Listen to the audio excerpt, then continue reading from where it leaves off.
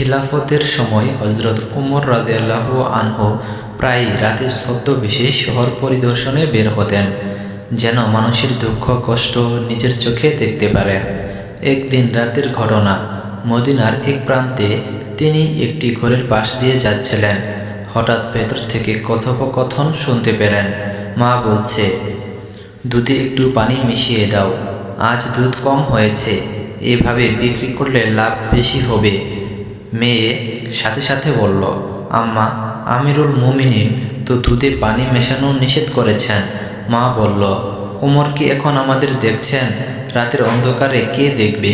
তখন মেয়েটি দৃঢ় কণ্ঠে উত্তর দিল, ওমর না দেখলেও আল্লাহ তো দেখছেন। আমি এমন কাজ করতে পারবো না। বাইরে দাঁড়িয়ে সব কথা শুনছিলেন হজরত উমর রাদিয়াল্লাহু আনহু।